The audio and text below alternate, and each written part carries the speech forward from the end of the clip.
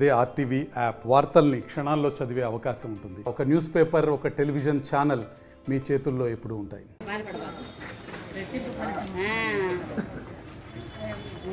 అయినా కూడా మీరు భారత్ ప్రభుత్వం ఏం చేయలేరండి. అంతేకాదు ఈ రాక్షస ప్రభుత్వాన్ని గద్దె దించాలి. ఇప్పుడు ఇది చాలా క్రూషియల్ టైం మనకి.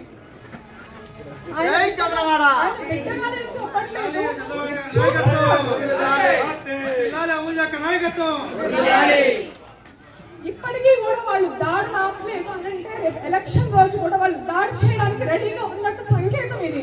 మనందరం కలిసికట్టుగా పోరాడాలి. ఈ టైంలో కూడా ఇప్పుడు కూడా పోరాడకపోతే మళ్ళీ ఆ జగన్మోహన్ రెడ్డి గారికి అలాగే కోమిరెడ్డి గారికి ఇంకో ఛాన్స్ ఇచ్చినట్టు.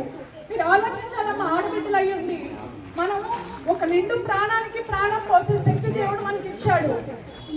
ఎవ్వరూ భయపడద్దు, ఎవరికి భయపడే అవసరం లేదు. మనమేంటి ఆడబిడ్డలము చెంగు కట్టుకొని లంగా మైకెత్తి పిడికిలు బట్టి ఒక్క చాచి మొహం మీద ఒక్కటి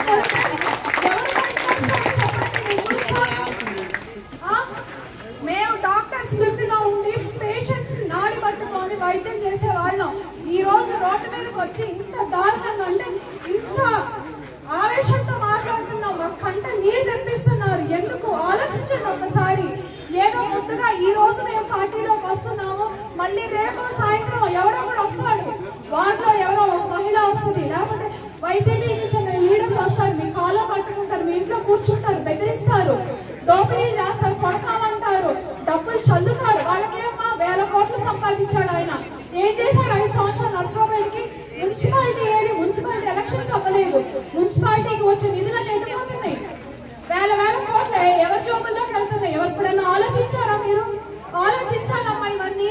మరిన్ని వీడియోస్ కోసం ఛానల్ ని సబ్స్క్రైబ్ చేయండి. లేటెస్ట్ అప్డేట్స్ కోసం వాట్సాప్ ఛానల్ ని ఫాలో చేయండి. అండ్ లింక్ డిస్క్రిప్షన్ లో ఉంది.